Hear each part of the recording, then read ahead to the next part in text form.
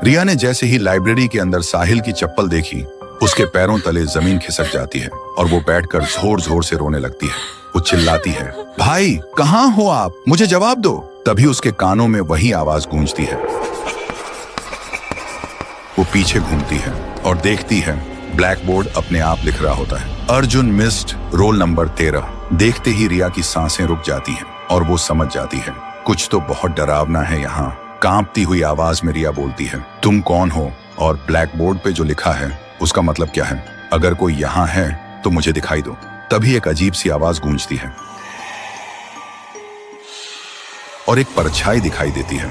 एक लड़का school uniform में, उसकी आंखों में सिर्फ दर्द। वो कहता है, सब मुझे भूल गए। रिया पूछती है, तुम कौन हो और चाहते क्या हो? परछाई बोलती है, मैं हूँ अर्जुन, मिस्ड रोल नंबर 13। आज से 5 साल पहले की बात है। मैं बचपन से अनाथ था।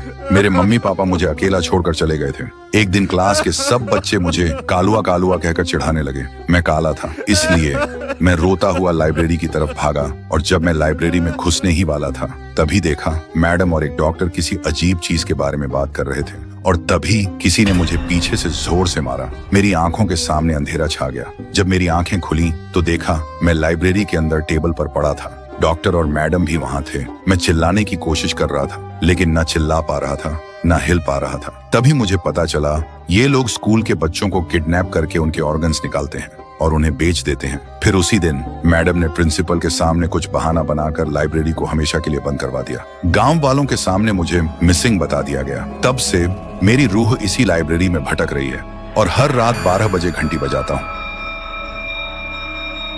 बस इस उम्मीद में कि कोई आए, मेरी कहानी सुने और मुझे इंसाफ दिलाए। रिया की आंखों में आंसू आ जाते हैं। वो बोलती है, मैं तुम्हारा दर्द समझ सकती हूँ, लेकिन मेरे भाई ने क्या किया था? उसे क्यों गायब कर दिया? वो कहाँ है? अर्जुन बोलता है, तुम्हारा भाई बिल्कुल ठीक है। उस दिन जब मैं उसके सामने आया वो डर के मारे बेहोश हो गया था। अब वो तुम्हें लाइब्रेरी के एक कोने में एक सीक्रेट डोर है, उसके पीछे मिल जाएगा और वहीं मैडम के राज की असली फाइल भी है। अगली सुबह रिया और साहिल गांव के लोगों के सामने आते हैं। साहिल को जिंदा देखकर सब लोग हैरान हो जाते हैं। रिया वो फाइल सबके सामने रखती है जिसमें मैडम का हर काला सच साफ साफ लिखा था। कुछ देर बाद पुलिस आती है और जो भी लोग इस राज के पीछे थे सबको गिरफ्तार कर लेती है और अर्जुन, उसे अब इंसाफ मिल चुका होता है। उसकी रूह धुआं की तरह हवा में गुम हो जाती है।